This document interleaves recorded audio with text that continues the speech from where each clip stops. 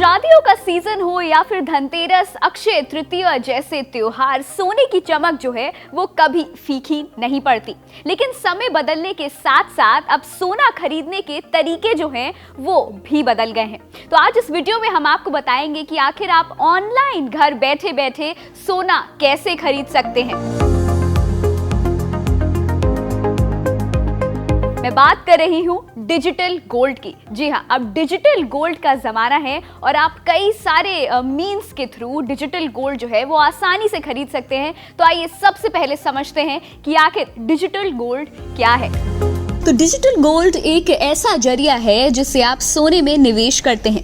ये एकदम सुरक्षित निवेश है। इसकी खास बात ये है कि इसे 1 रुपए में भी खरीदा जा सकता है। जी हाँ, ना तो ये कोई ज्वेलरी पीस है या फिर कोई कॉइन है, ना ही ये म्यूचुअल फंड है। ये एक फिजिकल गोल्ड है जिससे आप ऑनलाइन चैनल से खरीदते हैं। जी हाँ, इसके लिए आपको मोबाइल और इंटरनेट की खासा जरूरत पड़ती है। वहीं इसकी जो कीमत होती है वो इंटरनेशनल कीमतों से लिंक्ड होती है और इसकी सबसे खास बात ये है कि इसे आप खरीद सकते हैं, बेच सकते हैं और ट्रांसफर भी कर सकते हैं। इसके अलावा आप फिजिकल डिलीवरी भी इसकी ले सकते हैं। तो आइए अब जानते हैं कि आखिर भारत में कौन कौन सी कंपनियां डिजिटल गोल्ड की सुविधा देती हैं।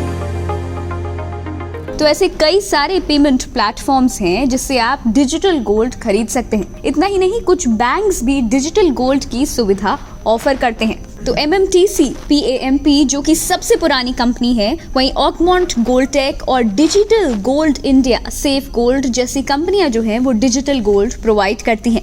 इन फर्म्स का टाई अप पेटीएम, गूगल पे, Amazon पे और फोन पे जैसे अलग अलग प्लेटफॉर्म्स के साथ होता है जो डिजिटल गोल्ड को सेल करने में मदद करती हैं। लेकिन सबसे जरूरी नोट करने वाली बात यह है कि डिजिटल गोल्ड में टैक्स लगता है। जी हाँ, जिस तरह म्यूचुअल फंड, फिजिकल गोल्ड में long term capital gain tax लगता है, ठीक वैसे ही डिजिटल गोल्ड में भी टैक्स लगता है।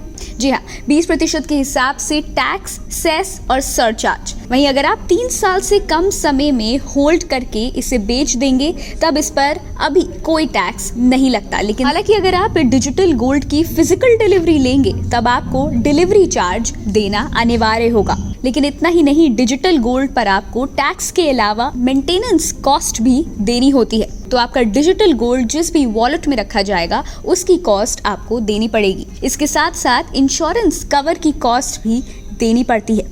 तो ये थी विस्तृत जानकारी डिजिटल गोल्ड के बारे में। अगर आपको भी डिजिटल गोल्ड में इन्वेस्ट करना है तो इन तमाम बातों को आप अपने ध्यान में जरूर रखें, वरना इससे जुड़ी और जानकारी पाने के लिए, साथ साथ गोल्ड के रेट्स रोजाना जानने के लिए आप हमारी वेबसाइट india.com पर लॉग ऑन कर सकते हैं। साथ साथ हमारे YouTube चैनल को आप सब्सक्राइब करना ना भूलें।